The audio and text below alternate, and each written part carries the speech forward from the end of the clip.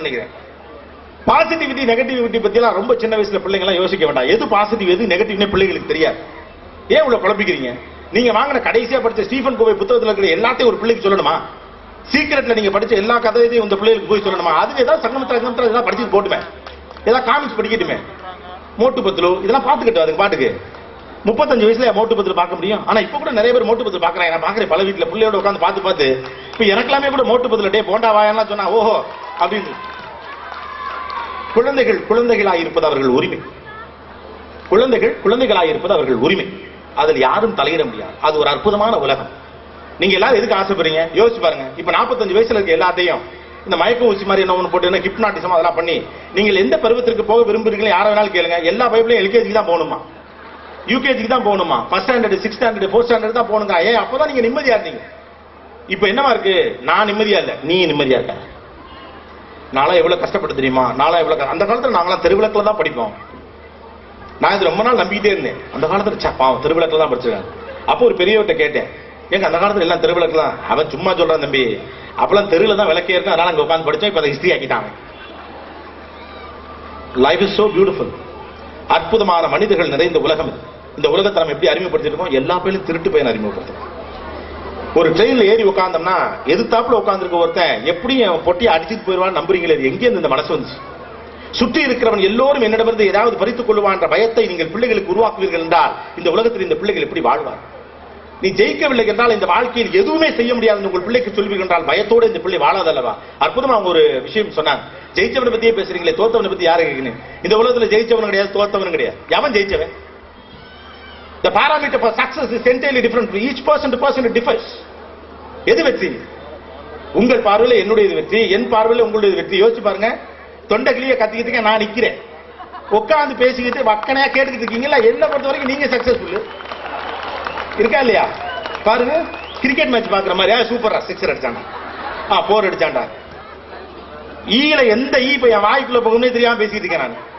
N point of வியூல உங்களுக்கு success. அந்த ஒரு பையன் கேட்கிறான், உங்களை போல வெற்றி அடைய வேண்டும் என்றால் success is a state of mind.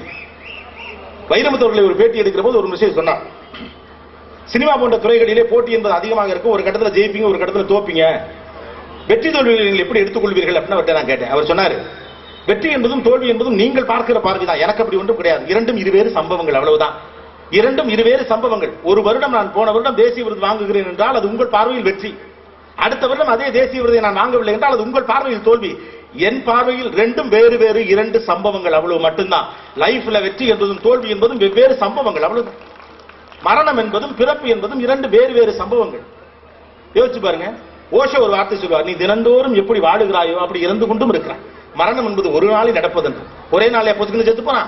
தினந்தோறும் நீங்க வாழ்றீங்கன்னா தினந்தோறும் சாகுறீங்கன்னு அர்த்தம். உங்க டே குறைஞ்சது தானே வருது. அப்ப செத்துக்கிட்டே இருக்கீங்கன்னு அர்த்தம். செத்துக்கிட்டே இருக்க ஒரு மனுஷன் எப்படா சாப்பிடுறோம் எப்படா சாப்பிடுறோம் எப்படா சாப்பிடுறோம்னா எப்படி நிம்மதியா இருக்க முடியும்? நிம்மதியா இருக்கிறது தான் வாழ்க்கை. என்ன பொறுத்த வரைக்கும் success is nothing but happiness, state of mind. இருக்கக்கூடிய சின்ன விஷயமோ பெரிய விஷயமோ எது எனக்கு வாய்த்திருக்கிறதோ அதை வைத்துக் கொண்டு என்னால் மகிழ்ச்சியாக இருந்து விட முடியும் என்றால் இந்த உலகத்தில் ஆகப்பெரிய வெற்றி பெற்றவன் நான் தான். அவ்வளவுதானே. கடைசியா எல்லாரும் என்ன தெரியுங்க? ஃபைனலி எல்லாம் பண்ணி கஷ்டப்பட்டு படிச்சு நல்ல மார்க் எடுத்து பெரிய இடத்துல பொண்ணு எடுத்து 100 ஒரு கார் வாங்கி அப்புறம் சைட்ல பொங்கலுக்கு தீபாவளிக்குலாம் மாமங்கார வீட்டுல வாயில குத்தி வாங்கி மச்சான் வர்றப்பெல்லாம் என்ன மச்சா சும்மா வந்துருக்கீங்க எல்லாம் சொல்லி எல்லாம் பண்ணி பிள்ளைய டாக்டருக்கு படிக்க வச்சு அதெல்லாம் பண்ணிட்டு அது அமெரிக்காவுக்கு போயிட்டு எல்லாம் பண்ண பிறகு ஃபைனல் 55 வயசுல என்ன வாழ்க்கை? இதை சொல்றதுக்கு எதுக்கே ஒரு மனுஷன் 55 வருஷம் கஷ்டப்பட்டீங்க? எங்கே நிம்மதி? ஃபைனல் டெஸ்டினேஷன் நிம்மதியா இருக்கீங்களா இல்லையா? அவ்வளவுதானே. இந்த ப்ராசஸ்க்குள்ள எவ்வளோ கொடுமை. ஒரு குழந்தை தன்னுடைய உலகத்திற்குள் வாழுதலின் வழியாக பெறுகிற அறிவுதான் பெரும் அறிவு. ஏன்னா அது கிரியேட்டிவிட்டி தொடர்பானது. அது எந்த நிர்பந்தங்களும் இல்லாதது. அது தடைகளற்ற அறிவு. நாம தடைகளோடு கூடிய அறிவைத்தான் நம்முடைய பிள்ளைக்கு கொடுக்கிறோம். பிள்ளைகள் தங்கள் கற்பனைகள் வழியாக தங்கள் அறிவை வளர்க்கிறார்கள். அவங்களுக்கு ஹியூமனிட்டி அதிகம் இருக்கிறது. இந்த கல்வியும் தான் நம்ம படிச்சு சொல்றோமே, ஹியூமனிட்டி செத்து போச்சு. ஒரு எக்ஸ் ப்ரொஃபசர், ஒரு சீனியர் ப்ரொஃபசர், ஒரு சீனியர் டீச்சர் ரொம்ப வேலிடா ஒன்று கேட்டாரு. இந்த பிள்ளைகள் இந்த சவால்களையும் சந்திக்கணும், ஆனா அதே நேரத்தில் மனித நேயத்தை எப்படி வாழ்வார்கள்? மனித நேயத்தோடு பிள்ளைகள் வாழ்றாங்களா? நல்லா படிக்கிறோம், ஒழுங்கு இருக்கா? ஒழுங்கு இருக்கா? நம்ம வீடுகளில் பொய் சொல்லாதுங்கிற வார்த்தை குறைஞ்சிருச்சு. யாராவது கவனிச்சிங்களா? ஒரு காலகட்டத்தில் உங்க ஜெனரேஷன்ல யாராவது ஒருத்தர் உங்க காதல சொல்லிக்கிட்டே இருந்தானா இல்லையா? பொய் மட்டும் சொல்லக்கூடாது. வீடுகளில் பெரும் தண்டனையை பொய் சொல்லுவதற்கு தான். தப்பு பண்றதுல பெரும் தப்புன்னு சொல்லப்பட்டது பொய் சொல்றதுதான். பொய் மட்டும் சொன்னா கையை உடைச்சு முடியும் சொன்ன ஊர்ல இன்னைக்கு வீடுகளில் பொய் சொல்லாதுங்கிற வார்த்தையே குறைஞ்சு போச்சு. உண்டா இல்லையா? வேணா செக் பண்ணி பாருங்க. ஏன்னா லேசா பொய் சொன்னா தான் லைஃப்ல டெவலப் ஆக முடியும். நீங்களே முடிவு பண்ணிட்டீங்க. ஒன்னா சேர்ந்து படிக்கிறாங்க, 1ஆம் கிளாஸ்ல இருந்து படிக்கிறானுங்க, கூடவே தெரியுறானுங்க. இவன் போடுற ட்ரெஸ் அவன் போடுறான், அவன் மாதிரியே பேக் இந்த பொண்ணு வாங்கிக்கிறா, நீ நானும் ஒரே ஃப்ரெண்டுங்கிறாங்க. பேர் எழுதுற 2 பேர் எழுதுற ஃப்ரெண்ட் எல்லாம் நான் பாத்துருக்கேன் இல்லையா? சேர்த்தெல்லாம் எழுதுவாங்க, மெயில் ஐடி வைக்கல ஃப்ரெண்டு பேரெல்லாம் சேர்த்து வைப்பாங்க. அப்படிப்பட்ட ஃப்ரெண்ட்ஸ் 10th ஸ்டாண்டர்ட் வந்த உடனேயும் இந்த பிள்ளை அந்த பிள்ளைகிட்ட கேட்குது, படிச்சுட்டியானா? படிக்கவே இல்லடி அப்படிங்குது. யோசிச்சு பாருங்க, 10 ஆண்டுகள் கூடவே இருந்த ஒரு தோழி, அவளுக்காக எல்லாம் அவ செஞ்சிருக்கா, அவளுக்காக இவ செஞ்சிருக்கா, இவளுக்கு அவ செஞ்சிருக்கா. படிப்பு என்பது போட்டியின் அடிப்படையில் நடக்கக்கூடிய விஷயம் என்று இந்த சமூகம் மாற்றி வைத்திருப்பதால் அவ்வளவு நல்ல ஒரு ஃப்ரெண்டு கிட்ட கூட படிக்கலேன்னு மனசு அப்படியே, ஏன்னா அவளும் படிச்சு விடுவாள்ல. இப்ப பிரச்சனை என்ன, நான் ஜெயிக்கணும், எதிர்த்து விட்டுக்கான தோக்கணும். எவனாவது தோத்தா தானே என்ன ஜெயித்து தொலைய முடியும். அப்ப எல்லாரையும் தோக்கடிக்க பாக்குறான், எவனும் ஜெயிக்க பார்க்கல. இப்ப பிரச்சனை என்ன, நான் ஜெயிக்கிறதுல எல்லா பேரும் எப்படி போட்டல். 10 வருட நட்பு கூடவே ஒன்னா தெரிஞ்சு கல்கோனாவை பாதி பாதி கடிச்சு சாப்பிட்டு அப்படி ஒரு ஃப்ரெண்ட்ஷிப். 10th ஸ்டாண்டர்ட் வந்த உடனேயும் படிச்சியான்னு கேட்டா படிக்கலேங்க. ஏண்டி காலையில் நீ படிச்சுட்டு இருந்த மாதிரி நல்லா தூங்கிட்டேன்டி, நானே கவர் பண்ணல சிலபஸ. எவ்வளவு பொய். அதுவும் இந்த பயலு கூட சொல்லிடுவாங்க படிச்சுட்டேன்னு. இந்த பொம்பளை பிள்ளைங்க இருக்க அப்பா அப்பா அப்பா இல்லவே இல்லடி அப்படின்னு. அப்புறம் ஏதாவது ஒரு முக்கியமான சப்ஜெக்ட் சொன்னோம்னா, அது இந்த வருஷம் வராதான் டீச்சர் சொன்னாங்க.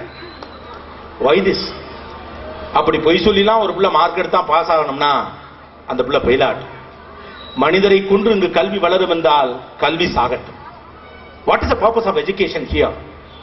Education is something that's a love towards the society. இந்த சமூகத்தின் மீதான உங்கள் பிரியத்திற்கு பேர் தான் கல்வி. இந்த மனிதநேயத்தின் மீதான உங்கள் பிரியத்தின் மீதான காதல் தான் கல்வி.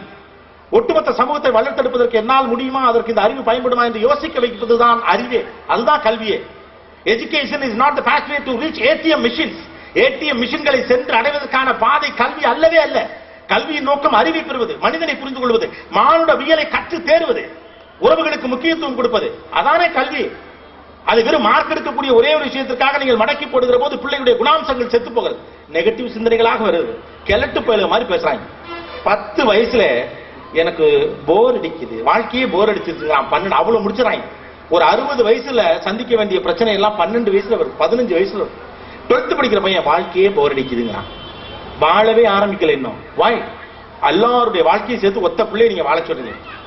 7-8 பிள்ளை பெத்த பிள்ளை இவ்வளவு பிரச்சனை கிடையாது நாட்டுல. அது பாட்டு பெத்தாங்க, அது பாட்டு வளர்ந்துச்சு. அப்பெல்லாம் பிள்ளைங்க வளர்ந்துச்சு, இப்பெல்லாம் வளர்க்கிறோம் இல்லையா? வீட்டுவின் உச்சத்தில் வைத்திருக்கிற குரோட்டன் செடிகளை போல பிள்ளைகள் வளர்க்கப்படுகிறார். தினமும் தண்ணீர் ஊற்றப்படுகிறது, உரம் வைக்கப்படுகிறது, அது வளருங்க, தானாய் வளரும், அதுவாக கிளைத்து எழும், வெப்பத்தை தாங்கும், தண்ணீரை உறிஞ்சும், தேவைகளை அதுவாக பூர்த்தி செய்யும். அது சதை பிண்டம் அல்ல, உயிர், அதற்கு உணர்வுகள் இருக்கு. அப்புறம் இன்னொன்று, அந்த பிள்ளைகளுக்கு பாடம் சொல்லி கொடுத்துக்கலாம், நீங்க நம்புறது எப்படின்னு எனக்கு தெரியல. வாழ்வதற்கான மிகப்பெரிய வாய்ப்பை கல்வி மட்டுமே உங்களுக்கு கொடுத்திருக்கிறது. விழுந்து கிடக்கிற இந்த தேசத்தை தூக்கி நிறுத்துவதற்காகத்தான் நீங்கள் படிக்கிறீர்கள். 7000 ரூபாய் சம்பளத்துக்கு கிடையாது. It is your responsibility to make others to live. 4 வேளை சோத்துக்கு 3 வேளை சோத்துக்கு நம்ம படிக்கல, 4000 பேருக்கு 3000 பேருக்கு சோறு போடுறதுக்காக படிக்கிறோம். That is the purpose of education. Go get it. காரணத்தை சொல்லுங்க, அவன் படிப்பான். இல்லைன்னா சோத்துக்கு செத்து போயிடுவான், எப்படி படிப்பான்? நல்லா படிச்சா 4 பேருக்கு சோறு போடலாம்னு சொல்லுங்க, தானா படிப்பான். கல்வி குறித்த சுயமரியாதை பெரிதாக இருக்க வேண்டும். நீ உயர்ந்து நிற்கணும்னு சொல்லுங்க, இல்லாட்டி மாடுதான் மேய்ப்பா, நான் மாடே மேய்ச்சிக்கிறேன். நல்லா படிக்கணுங்கிறதானே இது. நெகட்டிவாவே பிள்ளைகளுக்கு சிந்தனை வரக்கூடாதுன்னு சொல்றேன். நம்முடைய வீடுகள் என்ன பேசு?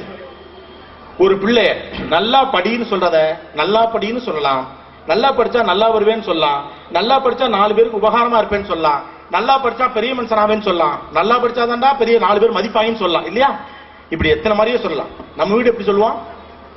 நல்லா படிங்கிறதா அதைத்தான் சொல்லணுங்கிறதா ஐடியா. ஆனா என்ன சொல்றோம்?